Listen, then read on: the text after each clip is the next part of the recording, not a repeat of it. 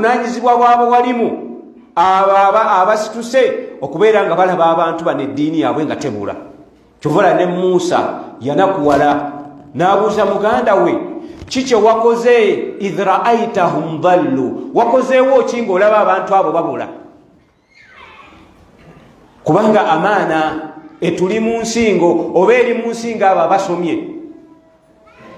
Kati bo mu isqatul qudwa, okulwanyisa ekyokulabirako oba okusuula role model, ne bagamba alayka bil ulama, bakirwanyisa mu ngeri bbiri. Ekisooka, okulwanyisa oyo eyandivuddeyo abeere kyakulabirako ne bamuteeka wansi, ne baddira atalina kyali ne bamuteeka waggulu. Era olaba abantu ba role models abeera ku TV, ng'omulaba ku TV talina kyanjawulo kyalina kuzimba society, wabula ng'abaana bano betusomesa bamulabirako era baagala babeere ng'oyo abeera ku TV.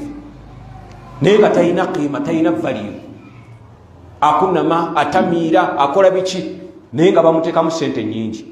Musajja agende South Africa eyo n'akola ebikolwa ebya fawahishi oba ebyobwononefu, n'akomawo ne bamupromotinga ne bamuwa n'omusaala omunene ku radio.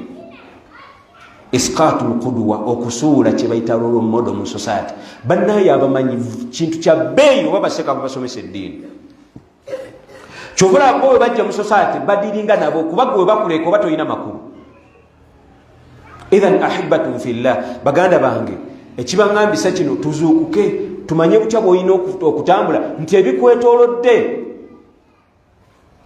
amashakiru g'olina agakwetoolodde ng'omusiraamu mangi ate mu mbeera ez'enjawulo.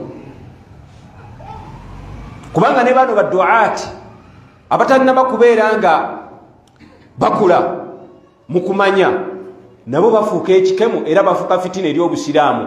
Kubanga bagambye bakuliyetinga tanaqudhu oba bateekawo ekifaananyi ekiraga nti obusiraamu buli mu tanaqudhu etagambika, buli mu kontana. Nabo ono Seeka yagambye kino, ono yagambye kino. Si buli ayogera nti yastahiqu agwanira okwogera.